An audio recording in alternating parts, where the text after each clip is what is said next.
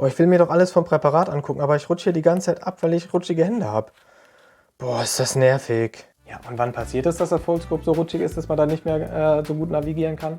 Ja, einerseits natürlich, wenn man nasse oder sonst wie rutschige Hände hat, aber auch mit der Zeit, wenn das Ganze halt viel benutzt wird, wird die Oberfläche da ein bisschen glatter und dann damit auch ein bisschen rutschiger.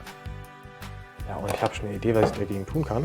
Und dafür nehme ich erstmal das Lichtmodul ab und das Präparat raus und dann fange ich an, das Foldscope mal komplett auseinanderzunehmen.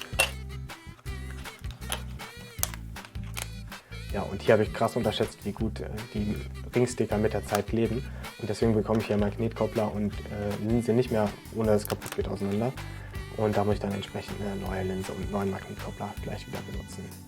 Und Ersatzlinse und Ersatzmagnetkoppler stammen hier aus einem Lichtmodul Plus aus meinem Sortiment.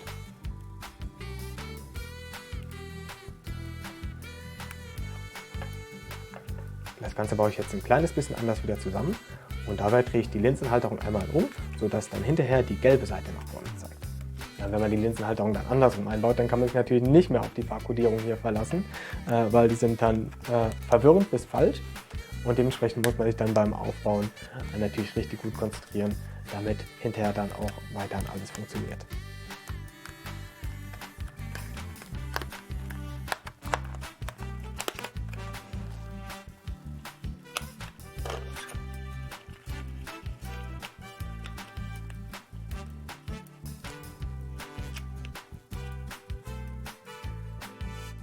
Jetzt denkst du dir, hä? Ist der Jonas jetzt komplett bescheuert? Wieso baut er das jetzt so falsch auf? Aber ich habe das jetzt mit voller Absicht so aufgebaut. Und zwar ist mir mit der Zeit aufgefallen, dass die Ränder von den Löchern hier auf der gelben Seite wesentlich griffiger sind als die Löcher hier auf der blauen Seite. Und da ist es ja sinnvoll, dass die griffige Seite dort ist, wo ich mit meinen Fingern den Grip brauche und die glatte Seite dort ist, wo es gut gleiten soll. Das heißt, selbst wenn es mal relativ schwer geht und meine Hände hier auf der Rückseite nicht viel Grip finden, dann kann ich einfach fester drücken und drücke dann nicht diese griffige Seite noch hier drauf und bremse das Ganze noch. Und wie es dazu kommt, dass eine Seite der Ränder dort griffiger ist, das veranschauliche ich dir jetzt einmal hier. Ja, kurzer Einschub. Im vorletzten Video hatte ich ja eine Paper Fuge gebaut und dann anschließend aus Teilen, die ich übrig hatte, nochmal einen Bausatz zusammengestellt und den zur Verlosung ausgeschrieben. Und jetzt ist der Zeitpunkt, wo ich bekannt geben darf, wer diesen Bausatz gewonnen hat.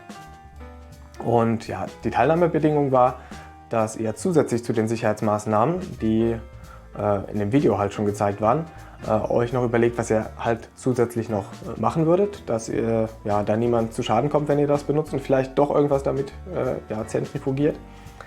Und ja, das war anscheinend zu viel und zu schwer. Es hat nämlich niemand deinen entsprechenden Kommentar verfasst und dementsprechend hat sich niemand für die Teilnahme qualifiziert.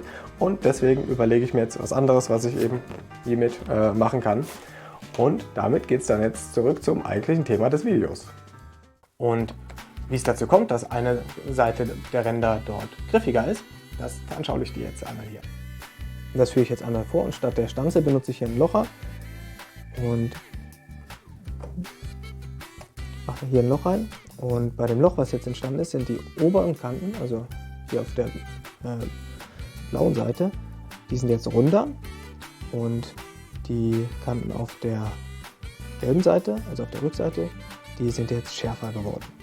Und genau das gleiche ist hier bei Foldscope passiert. Die Kanten auf der gelben Seite sind schärfer und die Kanten hier auf der blauen Seite bei diesen Löchern, die sind abgerundet. Ja, und warum wird das überhaupt so produziert? Ich muss sagen, ich habe keine Ahnung.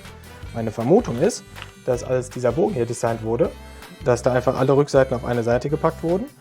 Und das ist das Problem, das wir jetzt hier damit haben, erst später auffällt, nämlich wenn die Stanzen nicht mehr ganz frisch hergestellt sind, sondern vielleicht schon ein bisschen stumpf geworden sind und dann dementsprechend hier diese Löcher nicht mehr so sauber ausschneiden können. Ob das wirklich so ist, keine Ahnung. Vielleicht wollen die Produktdesigner bei Foldscope Instruments dem ja mal nachgehen und extra für die habe ich hier die Untertitel nämlich auch in Englisch erstellt. Ja, und selbst wenn es dazu kommt, dass das Ganze jetzt angepasst wird und bei zukünftigen Foldscopes dann anders gebaut wird, das dauert ja ganz sicher noch eine Weile. Und bis dahin kannst du dir mit diesen beiden Videos hier die Zeit vertreiben. Und in diesem Sinne wünsche ich dir dann viel Spaß beim Umbauen deines Foldscopes und beim Mikroskopieren.